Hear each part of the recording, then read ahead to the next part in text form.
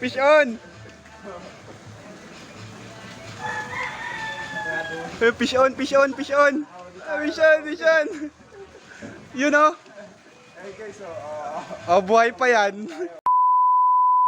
So for this video, ayan dito tayo ngayon sa aking tambayan. Yan, ito yung tambayan ko pag wala akong pasada. So ngayong araw is Martes ngayon mga bay at wala tayong biyahe. At sa baba nga pala ng aking pinagtitrainingan, ito nga pala yung napakalawak na yung palasdaan. Yan yung fish pa namin mga bay. Yan. So bigla ko nga naisip na manguha ng ulam dito. Ulam ko lang naman kasi ako lang naman may hilig kumain ng tilapia dito sa amin eh. Kaya, so for this video mga bay, mamimingwit tayo. At subukan natin kung gaano katataba yung mga alaga kong tilapia dyan sa baba. So, pero syempre, bago tayo mamingwit, ay kailangan natin ng tansi. Kailangan natin yun para makahuli tayo ng tilapia. So, bigla ko nga naisipan na may tansi yung kapatid ko kasi ginagamit niya yung pag-asintada. Eto na nga, ayan mga bay. Binigay sa atin ng kapatid ko yung tansi niyang ginagamit sa pag-asintada. At eto yung gagamitin natin panghuli ng tilapia. Ayan guys, gagawa tayo ng ano natin. Gagawa tayo ng yung pamingwit natin sa aking mga alagang tilapia dun sa aking fish pan. Ito nga pala yung ginamit ko. Nagputol ako dun sa sampayan namin. Tapos ito yung ano, pabigat natin. Kailangan ng pabigat eh, para hindi lumutang yung ano, kain. Magka-casting ka ngayon, bay? Ito yung ano, tirang pinagputulan dun sa kadena ng tricycle ko. Tapos ito yung tirang sampayan namin. Tsaka ito yung ginagamit ng kuya ko sa pag-aasintada. Yan. Mukhang tayo. Para-paraan ka na talaga, bay. Oo, kailangan natin ano kasi wala tayong pang-ulam kasi ilang araw nang nag-uulan eh. Mag-iisang linggo nang nag-uulan dahil sa bagyo eh. Kaya, siyempre, habang nagtitraining ako nung kanina, araw yung mga alaga kong tilapia doon sa fish pan ko eh. Ako malalaki na kaya kailangan natin manghuli. Kaya yun guys, wait lang, i-ready ko lang ito. So ayun nga pala mga bay, kasi medyo masiselan yung mga alaga kong tilapia dun sa fish pan ko eh. Hindi basta-basta kumakain ng pain. Nakakuha ka na pala, bay, ng mga bulate, bay? Di ba bulate kinakain nun? Oo, bulate. Pero maselan yung mga alaga kong tilapia eh. Hindi sila kumakain ng basta-basta bulate. Kumakain nilang bulate yung matamis. Ay, meron ba nun? Oo, ito. Bumili lang nila guys, ayan o. Ito yung binili ko. Gummy worm. Ganyan kaselan yung mga alaga kong tilapia dito guys. Tang inang bulate, pati. Ito yung gawin natin pain kasi Bulate. may hilig yung mga alaga kong tilapia sa matatamis. Matatamis na bulate. Kaya ito, legit talaga matamis to. Gummy worm to mga bay. Pakita mo, bay. Pakita mo. Kunin mo nga, patingin. Ito yung paborito ng mga alaga kong tilapia. Ganyan kalulupit yung mga tilapia ko dito sa fish pan ko mga bay. Big time. Balikan ko kayo. Paganda na ako. So eto na nga, dito na tayo sa aking napakalawak na fish pan mga bay. At magre-ready na tayo. Yan. Magre-ready. Maghahanap tayo ng magandang spot kung saan pwede mamingwit tayo. Hindi mo naman yan. Yung baba, grabe. Medyo malabo lang yung tubig pero grabe. Pag hindi tag-ulan dyan mga bay, sobrang linaw ng tubig niyan. At makikita mo talaga yung mga tilapia dyan sa baba, naglalango yan. Ayan, pepesto na tayo rito at i-ready ko lang yung aking pain. Siyempre, shoutout nga muna pala dyan sa aking cameraman. Mukhang gulong-gulo siya sa pinagagawa ko eh. At kinuha ko na yung pain ko, ayan, yung pain kong napakalupit. Yan, yung pain nga pala natin is gummy worm mga bay kasi medyo masilan yung tilapia nating mga alaga eh. Hindi sila kumakain ng basta-basta bulate lang. Kinakain nila yung medyo matamis na bulate kaya kailangan pa natin bumili sa tindahan ng gagawin nating pain.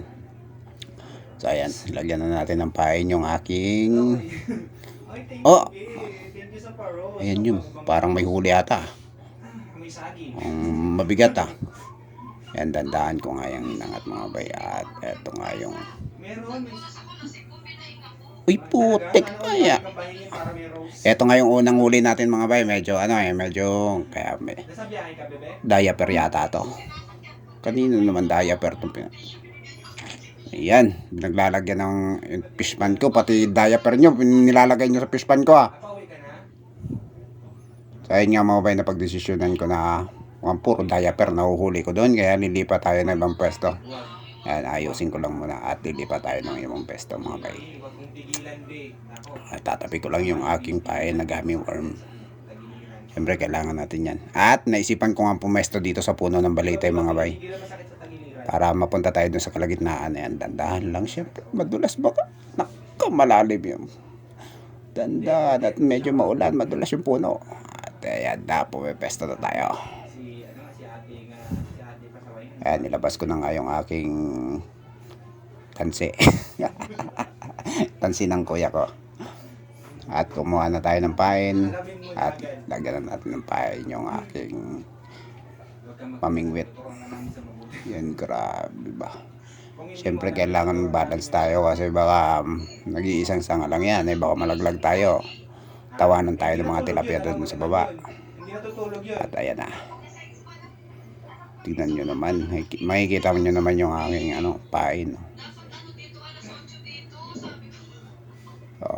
Ayan.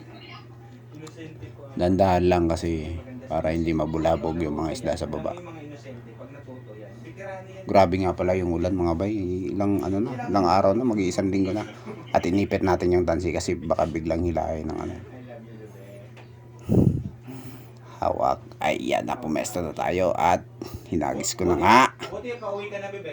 Hop, hop, hop. Uy, may kumakagat ah. Ayan, ayan. Isa pa. Tatakaw nga ng mga tilapia ko dito mga bay. Ang hirap hulihin. Oh, ayan.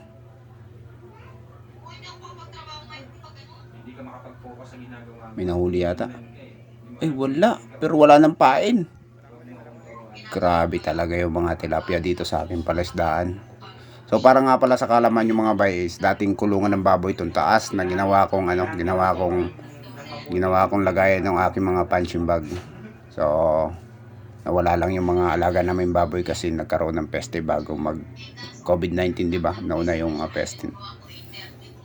Kaya sobrang tataba ng mga tilapia namin dyan sa baba kasi dyan yung bagsakan ng tayo ng mga baboy namin eh.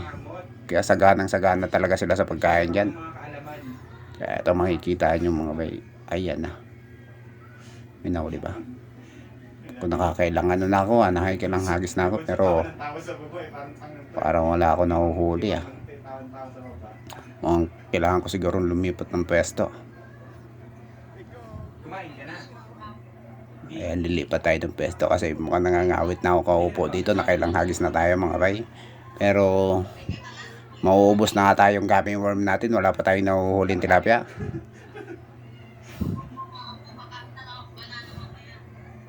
Ayan, tignan nyo naman yung napakalawak na yan. Sobrang lawak ng fish pan namin yung mga bay. Gandun yan sa dulo. Kapalit tayo ng pwesto kasi medyo nangawit na ako kaupo eh. Nangawit na ako kaupo kaya kailangan ko i-balance yung katawan ko. Baka malaglag tayo. Nakakahiya naman. At ayan, napakaganda kong pwesto. Ayan. Nimulan. Yun, para mahila agad natin yung mahila agad natin yung tansi pag may kumagat sa pain natin. Ayan. Oh, ayan na. Ayan. Oh. Huli ka. Ayan. Mukhang may huli yata tayo.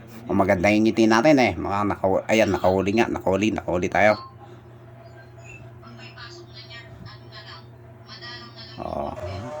Oh, di ba? Oh boy. Grabe kalalaki ng mga tilapia dito. Oh, gumagalaw-galaw pa. Nagalaw-galaw pa eh.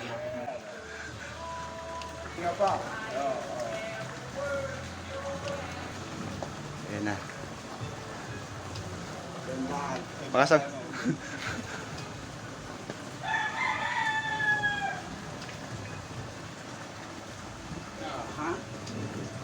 Ano ba yun? Oh.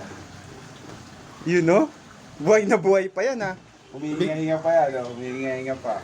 Ibig sabihin talaga may isda talaga dyan sa sa fish pan mo. Oh, ang dami kong isda dyan. Alam mo ba?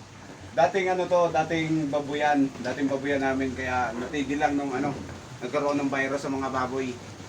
Kaya ang ginawa na namin pala isdaan yung baba.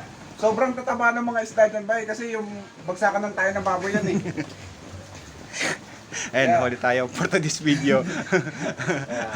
Amo nga palag-palag pa. Diba? Sino nagsabi? Ulam for today. At Eto na nga, luto na yung ating napakadamang tilapia at sinabarayan na rin natin ang pritong itlog.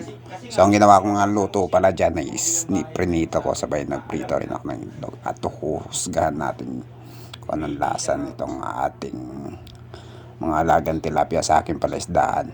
Yan. Parang nalalasahan ko, parang hindi siya hindi siya lasang isda eh. More on lasang karne ng baboy. Dahil nga siguro sa mga pagkain ng mga alaga ko, kasi bagsakan ng tayo ng baboy yung babae, kaya siguro nagkakalasa ng So hanggang dito na lang mga bay. Grabe, nagulat pa nga ako, biglang binuksan yung pinto. At hanggang dito na lang, sobrang sarap talaga. Nagmamantika sa sobrang taba ng aking mga alagang tilapia. So hanggang dito na lang, pod trip muna si Bay. Bye bye.